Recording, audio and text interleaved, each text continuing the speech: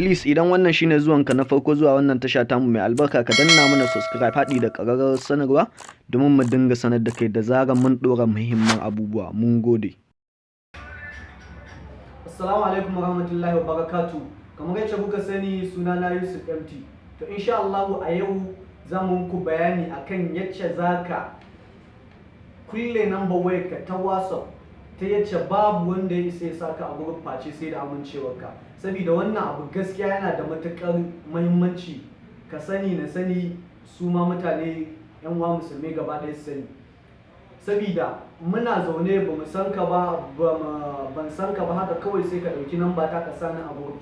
Kuma group din nan na batsa ne ko dai na yan damfara ko dai na waye Allah dai ya kiyaye. To insha Allah idan ka bibiye mu a bidiyon nan zaka ga yadda zaka kulle number wayarka ta WhatsApp ta yace babu wanda ya sai saka a group face sai da amincewarka. Abinda muke so ka danna mana alamar liking haɗi da subscribe ka danna mana ƙararrawar sanarwa domin mu dinga sanar da. Assalamu alaikum. Barkamu da zuwa wannan tutorial din. Yace zaka kulle number wayarka ta yace babu wanda ya isa ya saka a groups ba tare da amincewarka ba. First dai ga WhatsApp din nan GB nake amfani da shi amma wai ba lallai sai da GB ake ba. Ni din ne kawai zan gwada muku yanzu da GB. Nan a can sama akwai option haka. Akwai setting. Idan ka shiga bangaren setting akwai account a sama. Kana shiga account, under account akwai privacy a can sama. Kana shiga privacy kai scrolling off akwai groups a nan ƙasa. Gashi nan. Who can add me to groups? Ma'ana wa zai iya adin dina a groups? Na farko everyone ne.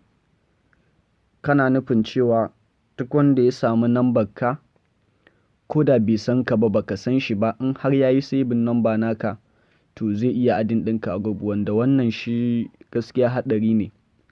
Ana iya zuwa a saka a groups ɗin da ba shi bane.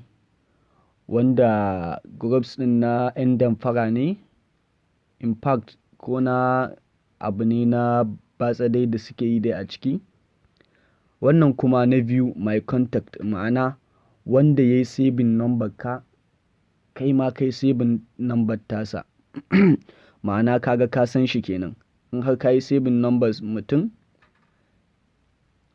abu yana nuna cewa ka san shi kenan. To wannan abun na uku kuma my contact accept ma'ana duka wa'annan contact ɗin nawa za su iya adin ɗina amma banda wane misali banda wane da wane da wane da wane da wane misali duk wanda kai wannan ɗinsa a cikin nan kana nufin banda su. Zaka iya makin gaba ɗaya zaka iya cirewa gaba ɗaya. Ma'ana duk wanda na yi makin a ciki ina nufin waɗannan ba za su iya adin ɗina ba. Misali na yi makin ɗin misali mutum huɗu wanda na san suna sani a group ne wanda ba na so kuma na ce su daina sani. To za ka iya zuwa ta nan ka makin ɗinsu ba za su taɓa saka ba face sai da amincewarka. In za su saka dole sai ka amince sannan za ka shiga. Shi ne. Mun gode sosai. Kada ka manta ka mana liking haɗi da subscribe a danna mana ƙararrawar sanarwa domin mu dinga sanar da kai da zarar mun ɗora sako. Haɗi da comment akan cin gyaran ayyukanmu. Mun gode sosai.